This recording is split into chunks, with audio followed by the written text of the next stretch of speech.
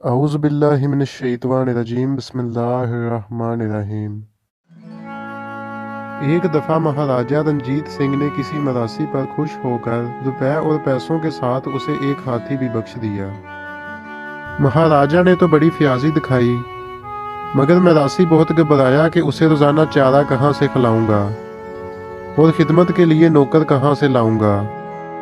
कुछ सोचने के बाद मरासी ने एक ढोलक हाथी के गले में बांधकर इसे खुला छोड़ दिया और हाथी सीधा राजा रंजीत सिंह के किले के पास जा पहुंचा।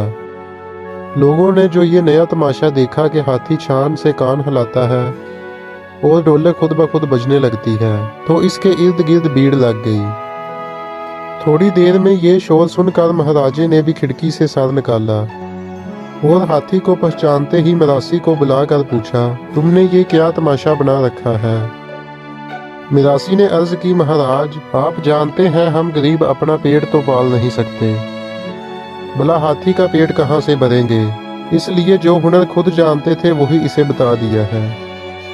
ये सुनकर महाराज हंस पड़े, हाथी को फील खाने भिजवा दिया और मरासी को खजाने से इसकी कीमत दिलवा दी।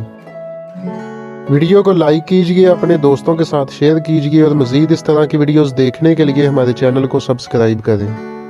तो चलो दोस्तों, मिलते हैं नेक्स्ट वीडियो में। अपना ख्याल रखिएगा। अल्लाह हाफिज़।